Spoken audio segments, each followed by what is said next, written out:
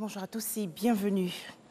Le président de la République, Alassane Ouattara, est depuis hier à New York aux États-Unis. Le chef de l'État va prendre part demain mercredi à un débat présidentiel de haut niveau dans le cadre du mandat de la Côte d'Ivoire à la présidence du Conseil de sécurité des Nations Unies. Thème retenu, la reconstruction post-conflit, pilier de la consolidation et de la pérennisation de la paix et facteur de stabilité et de sécurité.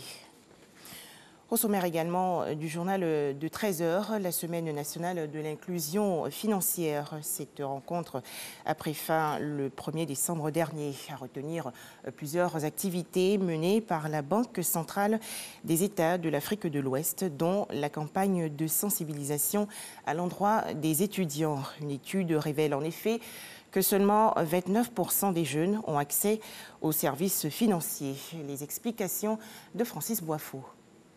J'étais allé au Brésil et j'étais impressionné par le fait que les jeunes, quand j'allais faire des achats qui étaient devant moi, avaient tous des cartes ou faisaient des paiements grâce à leur téléphone portable. Au sortir d'ici, je suis sûr que votre attitude sera de faire en sorte que, de ce point de vue, l'élément d'émergence que j'ai vu ailleurs se traduise dans vos comportements.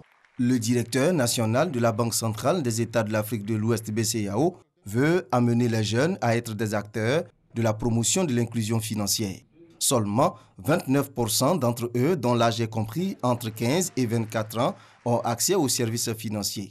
Cette rencontre, organisée à l'attention des étudiants de plusieurs établissements publics et privés, leur a permis de se faire une idée claire de l'inclusion financière et ses avantages. On a noté que l'inclusion financière, ce sont des mesures, ce sont des programmes qui sont mis en place pour permettre à la population ayant un faible revenu d'accéder au système bancaire traditionnel et aussi au système bancaire innovant. Ça permet aux banques d'avoir de la liquidité à travers les comptes d'épargne classiques ou le mobile money. Lors de cette conférence de presse initiée en partenariat avec le conseiller technique du directeur général du Trésor public, le directeur national de la BCEAO a expliqué le rôle que peuvent jouer les jeunes en vue d'augmenter le taux d'inclusion financière. Eux, les jeunes, ont la faculté d'expliquer à leurs parents, d'expliquer à leurs amis qui n'ont pas accès à l'éducation scolaire ce qu'ils auront entendu aujourd'hui, qui sont des vecteurs importants.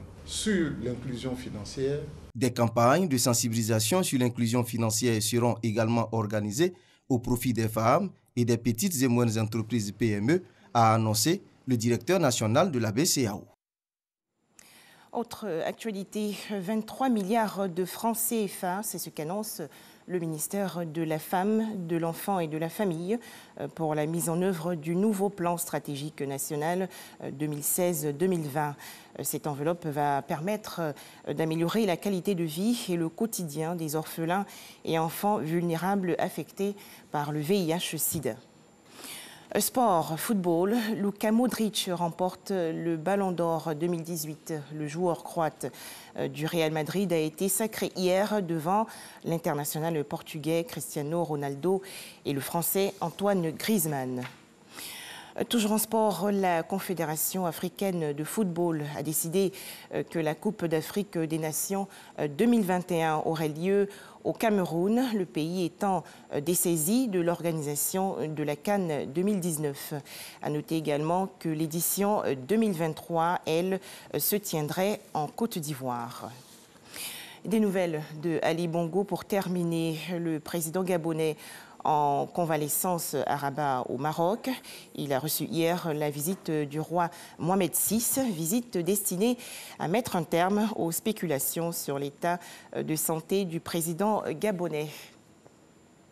Merci de nous avoir suivis.